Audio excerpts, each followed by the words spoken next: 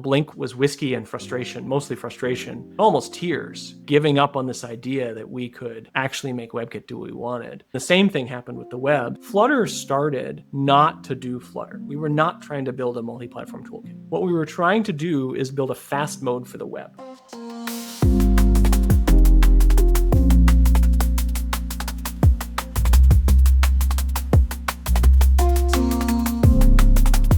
Hello, welcome to DevTools-fm. This is a podcast about developer tools and the people who make them. I'm Andrew, and this is my co-host, Justin. Hey everyone, good to see you again. It's been a little bit since our last episode. We're excited to have Eric Seidel on with us. So Eric, you are the brain or one of the brains behind Flutter, which is such a cool project. And you also worked on Dart, which I have so many questions about. So I am incredibly excited to chat with you today. Before we dive in and talk about what you've been doing in like these recent days, would you like to tell our audience a little bit more about you and like what you've done in the past and how you got to where you're at? Sure thing. So yeah, I'm a Midwestern boy who ended up out in California 20 years ago to work for Apple, and ended up at Apple, then ended up on Safari, did web browsers for a very long time, ended up YC back in 2006, long time ago, had a failed fashion social network that I built with a friend, and then went to Google, did Chrome, did WebKit there, started the Blink project there, then started Flutter, led the Flutter team, and later Dart. And then I left there about 3 years ago to start my current company, Shorebird, where we're trying to take Flutter further than I could at Google. And we build a code push product, lets you update your Flutter app without waiting for the stores. Yeah, quite the long resume there. Lots of foundational technologies that have defined like the past 20 years or so. Can we start at the beginning and what got you into browsers at first, and what were like some of your major accomplishments that you added to WebKit early on? And are they still there today? Yeah, a surprising number of them are. Apple's very good at simplicity, which is great. And so yes, some of the things that I made are still there. So how did I get into browsers? I got into browsers very unexpectedly, unintentionally. I was not trying to get into browsers. I was a UI engineer at Apple working on sync services. Sync services, this is predates the iPhone, right? So you would hook up your Palm Pilot to your Mac and it would sync your contacts and tell you that you have two copies of your Aunt Linda and one of them has the wrong middle name, and then my UI would show up and let you pick and all that stuff. Obviously, all that tech is long since removed, but I was working on that team, and this was the end of Leopard, Snow Leopard, Panther, something like that. And Apple gave us a month off where we were still working, but we could work on things that we thought were interesting, thought were important. We sat right next to the AppKit team. So we went to lunch with them, and they had all these cool demos about how you could build a text editor in 5 minutes or whatever. And I wanted to build an Illustrator, kind of like a simple sketch app in 5 minutes. But in order to do that, I needed a drawing framework. In order to do that, I needed a file format. And so that introduced me to SVG. I found SVG, and then I started writing an SVG framework for Mac. I think it was SVG Kit or SVG Core or whatever. In this, one compressed month, I wrote it all in Objective-C. I got a couple weeks in. SVG is stupidly complicated. It's a little better these days, but like back then, they were working on SVG 1.2 or something. You freaking had a networking stack inside your graphics rendering, a socket API. It was crazy. Anyway, so I had started implementing just a basic SVG. It was too complicated. I went looking for an existing implementation. I found KSVG from the KDE project. I ported that to Mac, rebuilt my system on top of that. And then I demoed this to our VP at the time. This was at the end of this 1 month thing, Scott Forstall. And he was like, this is great and all, but we shouldn't ship this as a framework. You should go work on Safari. And suddenly I was on the Safari team and was then asked to own XML, because this was we were I don't know, 10 people, 15 people or something like that. It was very early. And I was asked to own XML. I did work on XML HTTP request and XSLT processor, and then I did performance-related work and did a bunch of bot and testing stuff for them. I helped start the Windows WebKit project. I literally created the Visual Studio Code project, or the Visual Studio was Visual Studio Code didn't exist at the time. Project. Yeah, it was young, ambitious 20-something who was just floundering their way around Apple at the time. and I got dumped into the web, and I really enjoyed it. And then I left Apple, again, being a young, ambitious 20-something, and thought I should start a company. I ended up at Y Combinator because of the startup school stuff, the Paul Graham coming giving talks at Stanford, which is just down the street from Apple, or just 10 miles away or something from Apple. And went to that talk, met my future co-founder, got sucked into YC, left Apple. That was a very interesting learning experience of 15 months of not having any idea what you're doing, banging your head. Back then, Y Combinator, they gave you a whopping $18,000. Wow, that is so little. That's So crazy. And these days they give you $500,000 or something like that. But it was like 7% of your company for $18,000, which was up from $12,000, which was the previous batch. And we lived off of my Apple savings and tried to we first built a fashion search engine. We connected to, Banana Republic and I think nascent Amazon kind of stuff, and built like something that Google did better with, like Google Shopping many, many, many years later. So we built that, and that didn't go anywhere. And so then we built a fashion social network. I have no idea why we're doing fashion, because I am not a fashion forward kind of guy. And we actually had some customers, not paying customers, but people using us. Etsy was really new at the time. And Etsy people needed a way to show off what they were selling. And Etsy has much more sophisticated tools for that these days. But they would use our like closet, and they would use our collage tool to do that. But we never talked to our users. And the big thing I learned from all that, which I would say to your DevTools listeners, is talk to your users. We never talked to our users, and so we never built something people wanted. And that flamed out after 15 months.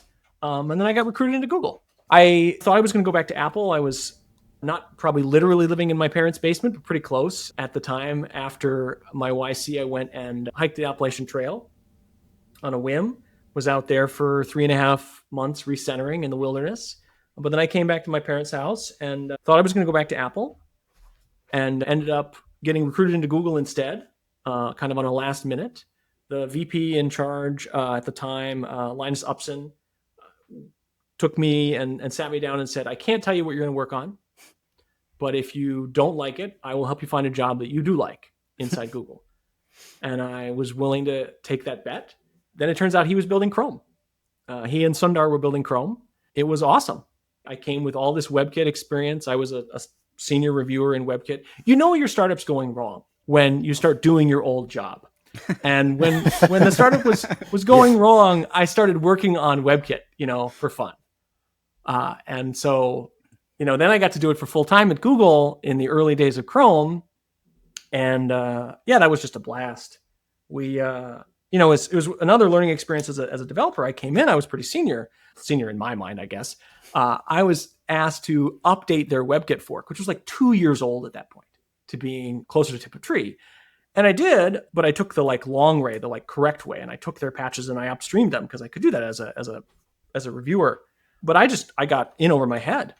I bit off more than I could chew, and another senior engineer had to come rescue me. But it was a whole experience, and then that led into many years of working on making Chrome viable on mobile. One of the things that eventually pushed towards Flutter was that a whole bunch of us inside Chrome just really believed that all these app experiences that we had on the most important device, right? So this is like early 2010s, right? The most important device is these iPhones and Androids in our hand. And they were all writing in these terrible old Java, terrible old Objective-C stacks. And we just believed it should be the web. But then we tried. We put our money where our mouth was, and we tried, and you just couldn't do it. This is actually pretty close to when Flutter was started, so several years down the line from this. But we tried to build the Android calculator in web technology, and you just couldn't do it. You couldn't get the shadows perfect. You couldn't get the ink splashes perfect. You couldn't get the drawer perfect. We tried to build the calendar. You couldn't get the parallax perfect. You couldn't not have jank in the scroll. And maybe that's all been fixed 10 years later. But that is why we ended up going down the Flutter route, which we can get into, is that you just couldn't make the web good enough. You couldn't build good enough apps with the web. And we believed that was the right way to write, was with these portable technology stacks. Yeah, so at that time, were you so iOS definitely was lockdown is to this day, I guess, to WebKit, Safari. So you had like limited control over like what you could do on the iPhone. Were you all like using, what tools were you using at the time to try to build apps pre-Flutter? Was this around the like PhoneGap Cordova days? Were y'all doing something just special internal? Like what? I just remember that us on the Chrome team, so I don't know how much of this ended up, but there were lots of experiments to build a web first phone, not just at Google, but I'm sure lots of other people were. Obviously, Microsoft did this, right? And Google had some dabblings in that space too. But even if you build web first, even if you build the Chrome OS equivalent on the phone, you couldn't, like, we spent so much time during this era, and again, this is over a decade ago now, just getting JavaScript off the main thread, right? Or just getting everything else off the main thread so that JavaScript thread could be your thread.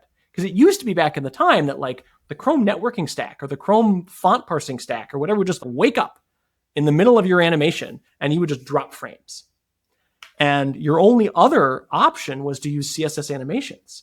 And CSS animations, once you start them, you're done. Like, you can't interact with them. There's no catching that drawer. There's no like grabbing it and scrubbing it. And so those were your two options: jank in JS or have no control in CSS.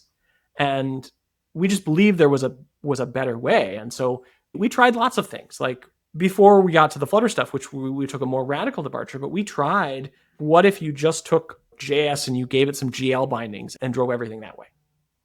But unless you like rip out the rest of Chrome, you still have the like, oh, well, the font parsing stack woke up in the middle and caused me to jank. Like, I remember working a lot with the Inbox team. Inbox, this is many years ago. It was an early attempt at like a revolution on Gmail.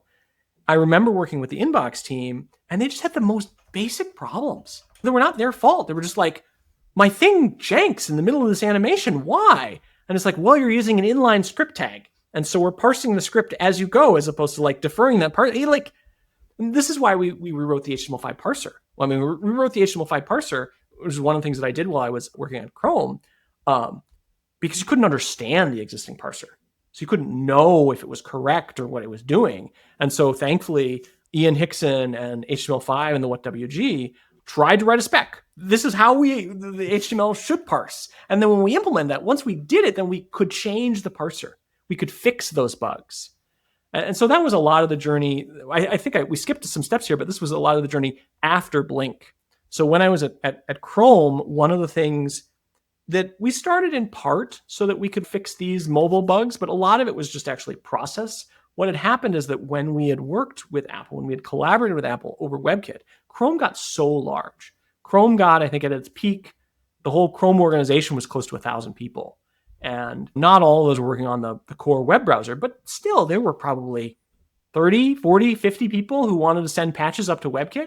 And that's larger than the entire Safari team. At least it was at the time.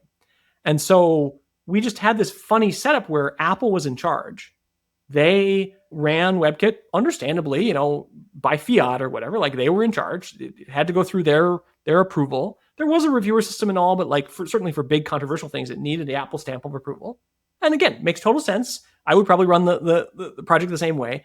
But that was a point of large friction for something as large as Chrome, where it's like, we got 40 people trying to write patches, and they're all having to squeeze through this tiny, does the Apple team want to review it constraint. And so that was part of what drove us to fork WebKit. This is another one of the things that I did while I was at Google, was myself and some others, we forked WebKit to make the Blink project, which is Google's own fork of WebKit, which has now been integrated more properly into Chrome. And it allowed Google to take Chrome and move it faster. That's you've been such a part of like this incredible history of like not only the web, but like of this era in Silicon Valley, which I feel like is very special.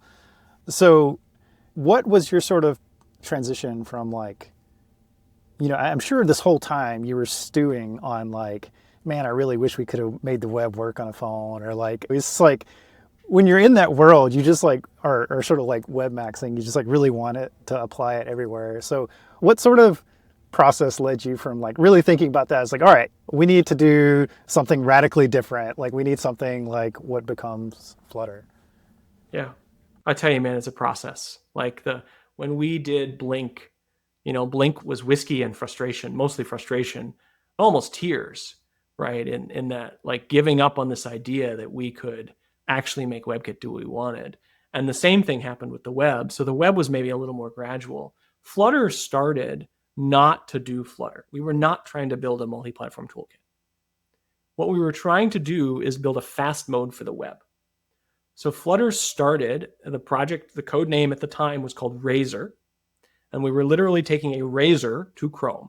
We were just cutting away all the slow bits because we had worked on this thing for a decade at that point. And we realized that so much of the web is death by 1,000 cuts.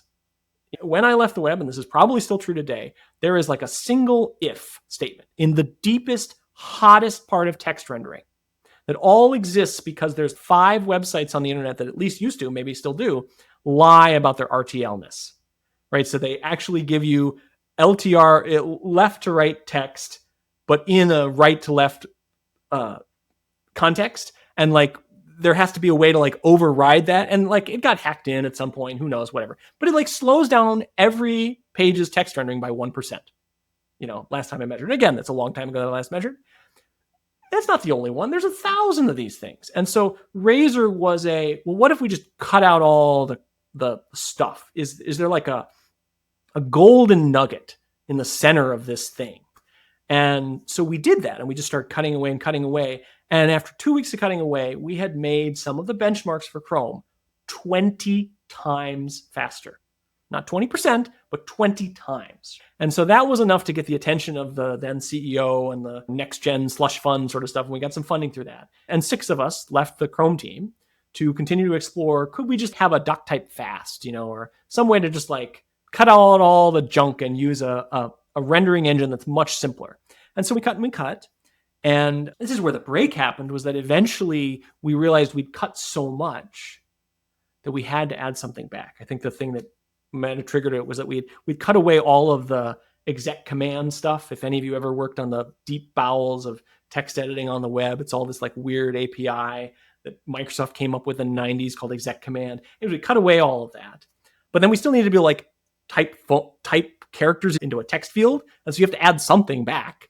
And so we imagined some stuff, but then what we had imagined was at least 3 years away from being the web, right? Because even if we had done a perfect job, it still was going to go through standards committee approval process and all that stuff and get to can I use being green and all that. But we just realized, and this fractured the team and was another like tears, and I don't know how much whiskey was involved, certainly tears moment of, okay, we're not building the web anymore. We're not working on the web. And half the team left. Of those 6, 3 of them went back to the Chrome team, and maybe 2 of them went back to the Chrome team, and then a couple more of us continued on until we hit another blocker where we realized that we couldn't even. So again, this was fast mode. So the early days, we moved from the Razor experiment to a thing that we called Sky. We named it Sky because, I don't know, it was a name we knew we could never keep because there was Sky TV in the UK, but we named it Sky, and we wrote 3 versions at least of the framework in JavaScript. It was still served over HTTPS. It was run locally. It was Android only at the time. I mean, there's demos of me showing this online on YouTube of this like HTTP based or this remote loading based framework. But eventually we gave up on JavaScript. Not because JavaScript's not awesome. I've worked on JavaScript VMs before. JavaScript's a great language, but just like your last guest was trying to solve, JavaScript doesn't AOT. And we had hit this point where we had started to work on iOS as well. And we took our thing and we would run it on iOS and it would take 12 seconds to boot because we'd written so much JavaScript. And JavaScript, so what AOT is ahead of time compilation, right? And so the way that your stuff on your mobile phone works is that when you click on that icon, it just loads up where the code starts and just starts executing on the CPU, which is different from how JavaScript works. JavaScript and all these interpreted or just-in-time compiled languages, they have to first parse it all, they have to compile it all, or maybe they have to interpret it all. And there's ways to make it, fast-ish, but it's still not as fast as just, I'm going to just start at offset 0 and go. And so we needed a language that could AOT. And so we eventually left JavaScript and we rewrote in Dart. And Dart at the time was super close to JavaScript because Dart had been written by the same team as wrote V8, and the same team who wrote in Hotspot for Java before then. And so when we transitioned to Dart, it was funny. It was months later that we realized that we hadn't even updated all of our unit tests to be Dart syntax. They were still just JavaScript syntax that was parsing fine in Dart. And Dart and JavaScript have evolved since that point in time. But back in 2014 or 2015, they were very similar languages, or more similar than they are today. And so we successfully transitioned to a language that had both just-in-time compilation for really nice developer experience, as well as ahead-of-time compilation for really nice deployment experience. It's interesting to see how like the field has moved in similar ways, like in parallels. Like I myself haven't done Flutter at all, but a lot of the stuff you just said reminds me of React Native. Like they've done an incredible amount of work to make things like feel like AOT with the Hermes engine and all of that stuff. So it seems like we're all just solving the same problems over and over again. Oh, totally. Totally. Yeah, I have a lot of respect for the React Native team. We used to have lunch with them on a regular basis. The fundamental difference there is that React is taking an approach that browsers used to take. So way back in the day, browsers used to have native form controls. Again, I don't know how, this may be too old for some of your audience, but like back in the early aughts, browsers used to have native form controls. So when you clicked on that button, it was actually an Aqua button. And when Safari was running on Windows, it was actually a Win32 button, right? And browsers just saw no end of problems as a result of that, because you go to a website and it'll have 1,000 buttons on it and it'll just crash, right? Or you go to a website and it expects that the CSS should cascade into the button and it doesn't, right? And so this was a thing that we went through in the early aughts, was like figuring this out, and maybe we should have CSS form controls, and form controls should look like what the author wants as opposed to what the platform wants. And this even caused security problems for browsers, because like when you're displaying something that's drawn by AppKit, which is Mac's UI framework, not by Safari, you could cause AppKit to crash in weird ways under the covers, right? And so browsers transitioned away from that to just bringing their whole stack, which Firefox was the pioneer of, but then all the other browsers eventually followed suit, where like Chrome doesn't use, or maybe it does these days, but I don't think it uses core graphics on iOS. It just brings Skia along with it and talks straight to the GPU. And so like the major difference between React Native and Flutter is that React Native is understandably taking the approach of, no, we're going to use core graphics. We're going to use the button that's already here. Assuming you have a button, we're going to use that button. Whereas Flutter is going to be, no, we're going to bring all of our own buttons. We're going to function much more like a game engine does. And it's 6s and 7s. There's trade-offs to both. It seems like rebuilding the whole graphics stack for a UI framework would be a challenge. Maybe understating that. And, especially when you talk to folks on the web about, I guess, like a common product surface area that folks will work on is like a canvas. And you may literally take the HTML canvas like feature for Notion. So if you're building an infinite canvas, you may use that feature, you may emulate it just using HTML. And there are certainly trade-offs to both approaches. And one of the biggest things that sort of crops up in these conversations is like accessibility in these surfaces, or in trying to bring some of the features that are like you can just rely on in the web that have been built up all these years, all these extra capabilities. So when you're starting to really shape like what you thought Flutter was going to be in those early days and thinking about capabilities, what were the things you're like, okay, we absolutely must do this because like the web has shown us that this is invaluable, versus like we can just not do this and that's okay. Like you have to make those trade-offs. Like what was your guiding direction there?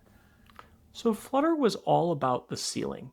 Flutter was all about making it possible to do anything your designer wanted to do, which we were trying to build multi-platform, high quality multi-platform that was good enough for Google, right? So Google had a whole bunch of weird bespoke ways of sharing code between some of its different large app surfaces, but there wasn't like we should use this for everything. There were teams that wanted to use the web, but then they ended up with a poor result.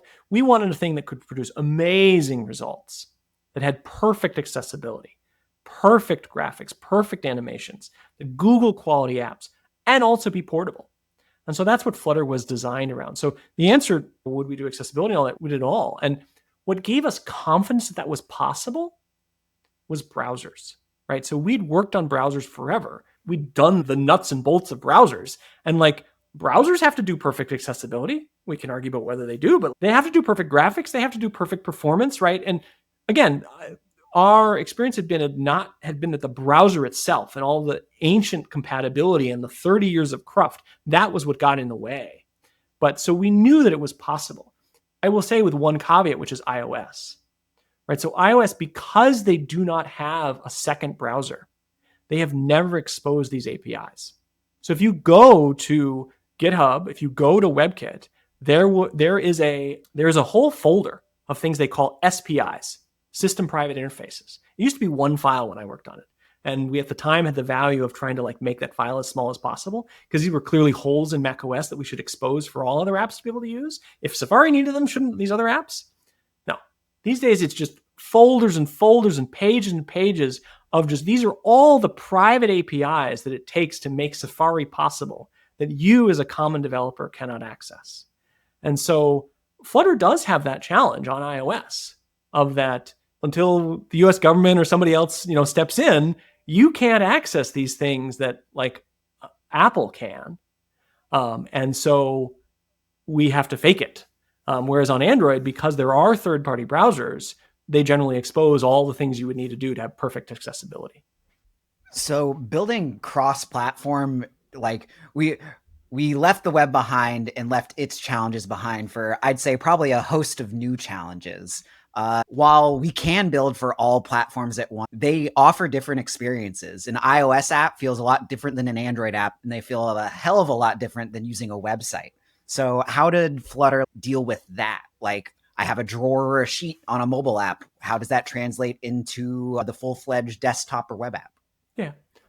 So I think you're right. And Flutter has always focused on the ceiling, right? Making it all possible, not necessarily the floor, which is making it trivial to do. And I think that there's a lot more work that we could do in the Flutter world on the floor in terms of that multi-platform adaptive experience. We focus so much on making on the ceiling, right? That if you go to desktop, you should be able to get perfect desktop experience. If you go to Android, you should be able to get perfect Android experience. But it can require a lot of work. And I think that comes out of Google culture, is that like Google is just brimming with amazing engineers. And so as long as you give them a tool that can get them where they're going to get there. But yeah, it's a challenge, right? And Flutter provides you many of the pieces, not always all the way stitched together. Like this is the Cupertino, we provide you. It turns out it's really easy to make a perfect replica of a iOS switch control. And amusingly, when we started the project and we were perfectly matching the switch, we found bugs in iOS's switch control. I don't know whether they fixed them since, but like those parts are easy. What hard can be to make it easy for developers to get that, to put the iOS switch control in the right place and use the iOS navigation in the right place. And Flutter does have some affordances for that, some of these adaptive controls, but I think there's a lot more we could do, or a lot more the community could do. And this is one of the things I'm excited about with my current adventure with Shorebird, is that the incentives for the Flutter team is wonderful, full of all sorts of great people, and Google's been an amazing steward of that product. But the incentives are all around making Google teams successful with it and not stepping on Android's toes and other things that would detract from Google, and less about the how do I make you, Andrew, a developer, successful for your business needs, because your business needs don't get me promoted on the Flutter team or inside Google, right? And so that's one of the things I'm excited about fixing with my current company is how do I align those incentives so that like when you are successful, Andrew, or when you are successful, Toyota, for example, I believe it's this model year is rolling out with Flutter across all of their vehicles, right? So in a Shorebird first world, Shorebird should be extremely thrilled about that because Shorebird's making money from that. But in a Flutter world, is anybody getting promoted in the Flutter team when that happens? I don't know. And so that's not good or bad. It's a demonstration of the misalignment of incentives that I'm trying to fix. Yeah, that seems to be a common property of Google projects. So, for example, I'm on a platform team, and Bazel is a thing that we interact with a lot. And it seems like it's almost in the same world of like it's been put out, but there's a lot of stuff inside Google that makes that a very productive tool that there's no incentive for anybody to share widely. 100%. Yeah, I mean, I have nothing but great things to say about the Flutter team or about the Flutter project. I really do believe it's the right technology stack for us as an industry to be moving forward on. Obviously, always needs more work, but as an example, doing JSON in Flutter is kind of awkward, which is like a weird sentence to say in 2025, except for the fact that Google doesn't use JSON. Google uses protobufs. So again, it's important and people recognize it's important, and all the hearts and minds of the Flutter team who are some of them are listening to this, right? They're aligned with this and they believe in that. But again, somebody got promoted probably for the amazing protobuf package. Is somebody going to get promoted for the amazing JSON package? So let's talk about shifting to Shorebird and what you're trying to what your North Star is, what your goal with this company is. You'd sort of mentioned moving from Apple and working on WebKit and then going to Google and working on WebKit, and Apple having control of WebKit and caring a lot about that project and wanting it to succeed and building Chrome on that and the sort of challenges you had with that interface. And I'm interested, as you're moving into this company where the company is based on Flutter and the core technologies around that, but Flutter is still a Google project largely. And I'm curious about where are you trying to go, and how are you thinking about the interface at this point? Yeah. So the first thing that we're trying to solve is we're trying to fill in the pieces, right? So one of the things that the incentives that we were under, that I was under as leading the Flutter team, was to build a piece that fit in Google's puzzle, right? Didn't overlap with too many other pieces or cause conflict with too many pieces, and worked with Google technologies, right? And it was good. But I think that you have a different puzzle. You, Justin, have a different puzzle than a random Google engineer does. And so the first thing that we're trying to do is make sure that the set of stuff that you need to be successful as you, Justin, with Flutter is there. And the first hole that we sought to fill was the number one most upvoted issue of all time across Flutter, and one of the most upvoted across all of GitHub, which was missing code push for Flutter. So code push is the idea of being able to update your code instantly across all your users, just like you do when you push to the web, just like you do when you push to server, just like you do with, honestly, any normal development environment. It's just we've somehow acclimated to this idea in mobile that all of our teams are just going to be like NASA, where we prep for many months and then we bottle it up and send it to Mars and hope that when it gets there in 3 months, it's going to work perfectly. And just the reality is the world doesn't work that way. And so code push is the way that all apps function. If you look at all the big apps on your phone, the TikToks and Facebooks and YouTubes and whatever, they all automatically update as you launch them in different ways. They've all built their own, sort of different solutions for that. And that's just necessary because, again, right now we're recording, it's Thanksgiving week in the United States. We're about to have, Black Friday, where all the stores make all their money. Can you imagine as a commerce, if you're, a Flutter app that's commerce based and you are down for an hour on Black Friday? That's just unacceptable. And so that's why something like code push has to exist. We were talking to a very large customer, and they were telling us last week that one of the cool things that they've figured out is that when they have a bug in production, maybe not a fatal bug, but a bug, they now realize that they can just push logs. They can just push logs and go to lunch, which is a normal thing you would do as a web developer, right? Push logs, go to lunch, and come back and deal with your logs after that. But now they can do that on mobile that they just had never realized was possible. And so they come back from lunch and they just have logs from the field of this is what's going on in our app. This is how we debug this. And then they fix it after lunch in another push. And that's just how development should go. And so you asked, what is Shorebird solving? We're just filling in the pieces. We started with this piece. It turned out it was way harder than I thought it was going to be, which we can talk about. But we had to build a whole bunch of crazy stuff to do it. But so we filled in this code push, and then we've built a CI product mostly because we needed to do it for our own. So it turns out we have a lot of Dart code. We wrote our servers in Dart. We wrote our command line in Dart. We wrote a whole bunch of stuff.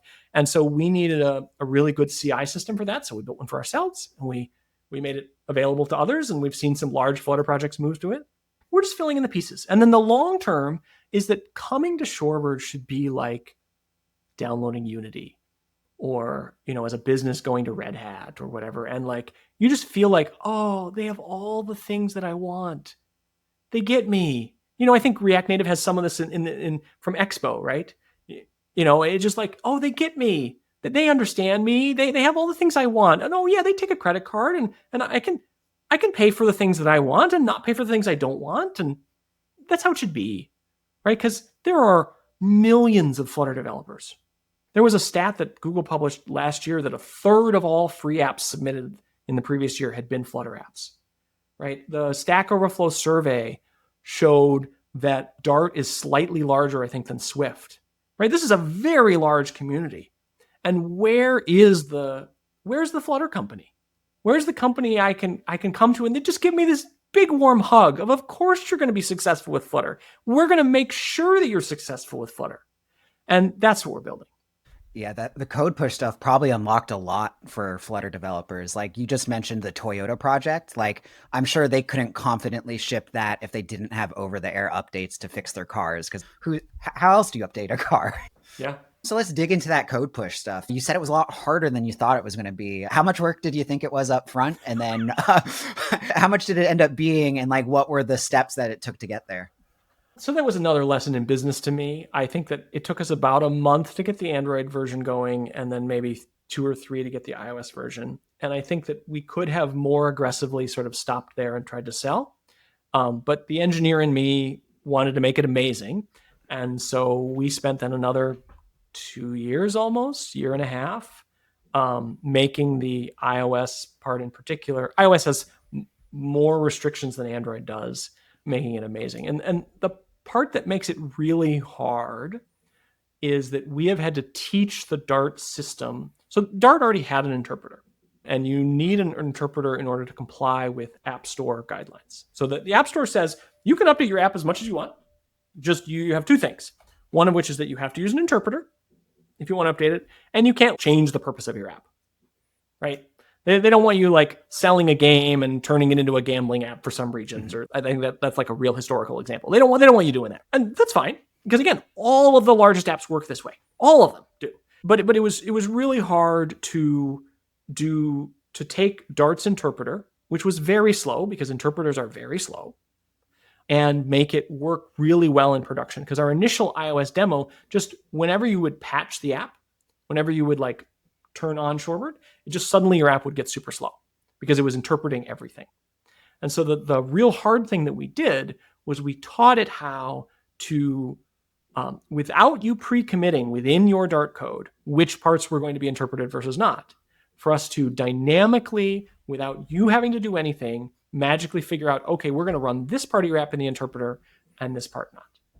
And I can go into more details as much as you like. This is a DevTools podcast after all. But it turns out to be a very hard problem.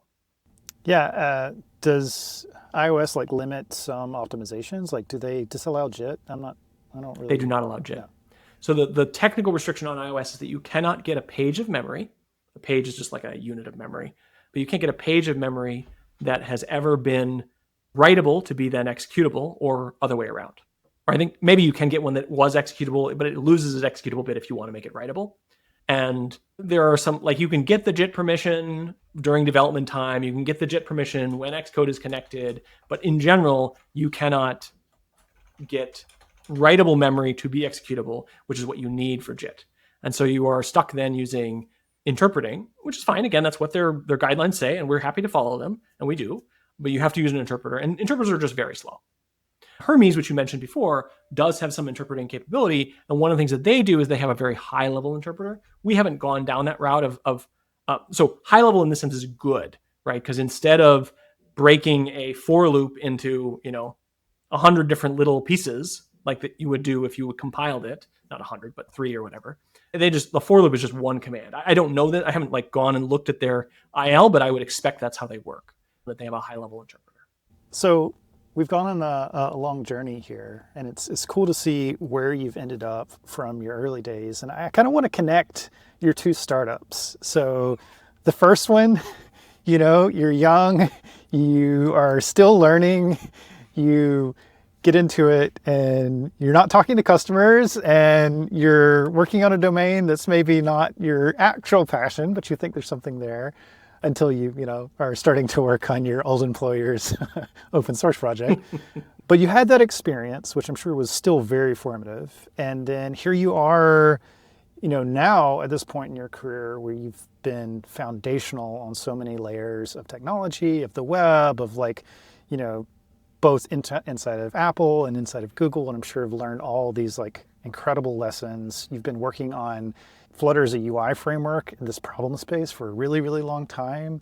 So I'm sure you have a lot of well-sharpened instincts about the technology, about the needs that developers have, about their desires. But now you're back in business, and tell me about it. How are things going?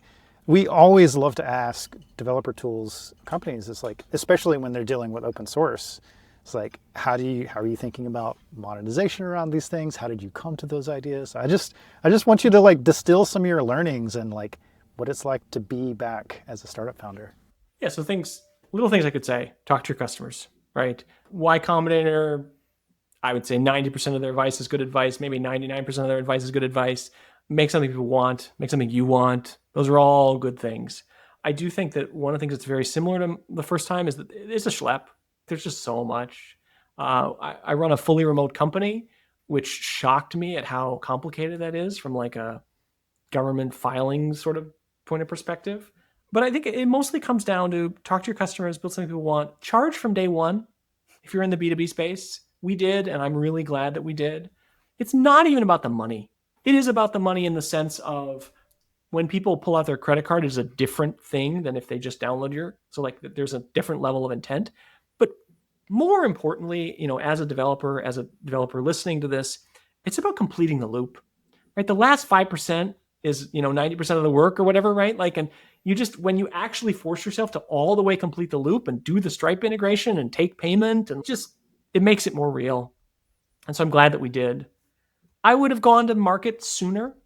I think that I had read that second-time founders, third-time founders, whatever, would tell you that the advertising and the market penetration, that's the hard part. It is people getting people to know that you exist is really hard, even with the level of platform that I have. So yeah, those are some of the learnings I would have. But things are going well for us. We're not profitable yet, but we're going to be next year. We've been growing very well. We have thousands of customers who use us every month. We work with all sorts of very large brands, most of which have NDAs in their MSA, so we can't talk about them. We sell to 50 plus countries. It's just we're all over the world. Flutter is a very global product, so things are going very well. We're hiring a bunch now, so things are great. Lots of big, hard problems left to solve, and that's always fun for me. Yeah, that's great advice. Dog fooding, I've always been a huge fan of it. And if you can make yourself the customer, just become obsessed with yourself and you'll have a good product in the end. Before we look to the future and wrap up here, we live in a time of change for programmers. I'd say in my 10-year career, I have not felt as scared of the environment as I am now. Vibe coding is here. It's changed how a lot of people think about programming, maybe not programmers, but I want to get your take on it. What do you think of vibe coding as a person who's been in the industry for twice as long as me, worked on foundational technologies, is probably a powerhouse coder? How do you view vibe coding in the AI tools that we have today? I'm really glad to have the new tools. I think the new tools are great. Particularly the current best I've had is the cursor multi-line autocomplete. I just think take away all the other autocompletes. I don't want them. I just want LLM-based autocomplete. That's great. I'm intrigued by anti-gravity, although I have so little quota that I can't seem to use it for more than 5 minutes without it telling me I'm out of quota. I don't really get the one-shot vibe coding stuff. Maybe I don't know what vibe coding is, but the V0s of the world, I get the attraction. It's really useful. So we recently hired a marketing person, and one of the things they brought to our recent summit was we could look like X or we could look like Y. Which are we more? That was super useful, right? Having a one shot, whether it's a still image or a website or whatever. I had somebody that came to an interview last week, and they brought a like vibe coded version of how they thought our website should be, or our console should be. That's super useful. But like actually taking that and turning it into something that I can ship to production is not a journey that I've personally had success with. So I guess I'm bullish, positive on these tools over time. I think there's a lot of UX work that needs to be done because I don't want to write a claude.md file. I'm sorry. Like there's been a UX failure if I'm writing a claude.md file. But I think I'm also very bearish on the bubble. Like the revenues don't make sense to me. So like there's something going on there. But I think when the dust settles, coding's never going to go back to the same it was. But I would caution against fear, right? Like when I started on this, I was writing Objective-C. Nobody writes Objective-C anymore, right? I wrote a bunch of C++. Increasingly people don't write C++ anymore, right? The web wasn't really a thing, right? And yet everything is JavaScript now. And is that a direct comparison? No. Is it changing faster? Sure. But like, I think that where I see folks get in trouble is being a Flutter developer or being a React developer or being an Android developer. And I would tell you, you're a developer, right? You solve people's problems. And so focus on that, and the tools empower you and don't really threaten you. Because like you still need to drive the tools. I just don't believe the AGI claims. I just think we're a long ways away from you as a developer being replaced. And so I would encourage you to embrace these things and see how crazy far you can take them. Sounds like sage advice. Yeah. So as you look forward to having experienced the sort of gamut of like how people are thinking about building apps, you're building a company to enable people to build Flutter apps in a more scalable solution, giving them all the tools that ecosystem was sort of lacking. And as you think about like the next step, the future, be it of Flutter specifically, of like the new capabilities you think are going to come out of that ecosystem and how people build apps, or just like maybe more broadly in the industry, how we think about like how you think building apps may change. I'm just curious, like to get your forward perspective, are there things on the horizon that you're excited about? Do you think there are going to be any seismic shifts in how we, approach putting together UI UX? Are there any new capabilities? And again, you can scope this down to Flutter or make it broader to the industry, whichever is sort of more interesting for you. Yeah, so I think the industry is spending a lot of time chewing on the AI question at the moment. I was excited to see Google announcing the dynamic UI generation that is Flutter powered last week. They had a line at their last I.O., which was like, vibe once, run anywhere. I think that the need for multi-platform is going up, not going down. I think there's another big shift that's coming, and I don't know how it's going to come, which is, I would describe it as the Microsoft phone, which if those of you are old enough to remember, there was a Microsoft phone and it failed due to lack of apps, lack of ecosystem. And this was actually formative for like Flutter and the experience, like the reasons why we existed is that we didn't want that to happen again. We have this funny duopoly right now between iOS and Android. We maybe see this with Huawei building a phone, and maybe there will be more, but I do think that there's going to be more devices. And I don't know that it's going to be AR or VR. I don't know that it's going to be little pins, but there's going to be another device paradigm. It's going to happen. And I think that's going to be more multi-platform, not less. And also, there's all these device paradigms that we've forgotten, like desktop. Like, how is it in the world that Electron is the best way to write a desktop app?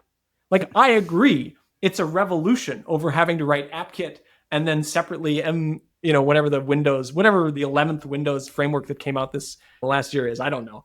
Like, it's definitely better than that, but like, can't we do better, please? And so I just think that as we get further with solving portable software, right? As we fix the incentives so that it's not driven by Apple, it's not driven by Google, both of which have conflicts of interest in this, right? How do we have a real whack at portable software? And then once we have that, what does that mean for more different devices? What does it mean for the next Microsoft phone? What does it mean bleed over for like improving the experience and the developer experience of the existing devices we have? I'm excited about that.